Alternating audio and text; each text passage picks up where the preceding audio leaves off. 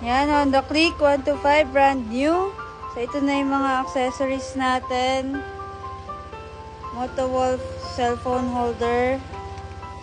And then, ito, lagay ng GoPro. GoPro holder. And then, itong keychain. Lahat yan sa TikTok shop. Tapos, ito naman, nalita natin to. Sabi ito ng gulay. Yan. And then, ito naman yung footboard. Lahat yan sa TikTok shop natin nabili. Tsaka, ito. Yung immortal na, ano tawag dito? Underseat bag. Yan. Yan, marami siyang ano. Marami siyang lagayan. Hindi pa natin nagagamit. Tapos, the gloves. Yan, sa TikTok shop din yan.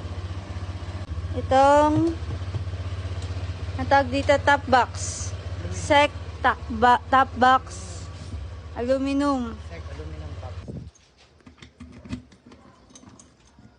Gusto mong ilaw, di? Yan. Lagyan natin. Yan. Yan yung sec aluminum top box natin. So, yan, color white para matchy-matchy. Then, may kasama siya nitong cover. Pag maulan. Yan. Galing sa Fritz. Inside. Halo inside ba? Tapos ito, sa sec din. Galing ay, yan, sec motor supply na bag. Inner bag yan. Para dito mo na lahat lalagay. Tapos bibit-bitin mo na lang. And then, may mga kasamang ito, mga emblem. Diba? Ang ganda ng emblem niya. Saka ito may mga bag na siya dito. Saka ito may zipper. Sila ng top box may ganyan.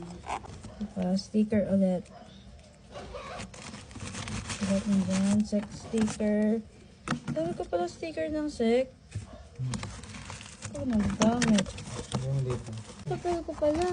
Ito pala yung lagay ng mga documents. Oh, diba? Yung mga sales invoice.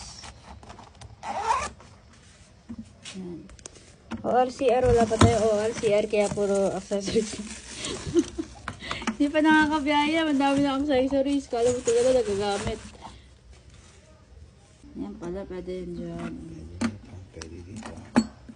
Saan mo gusto? Gusto ko white lang eh, ayoko nyan eh. Doon nga maganda eh. Kung ayaw mo nitong kulay na to, ito ipalit mo. Pwede yun. Mas gusto ko yan. Tapos ito yung pasyo. Binili rin tayo na itong socket tools. Just in case. Kung marunong ka gamamit. Yung original natin na hook. So, yan. So, pinabili lahat to. Sa TikTok shop lang natin ito nabili. Ito sa ano, yung protector yun. Para hindi magasgas yung screen.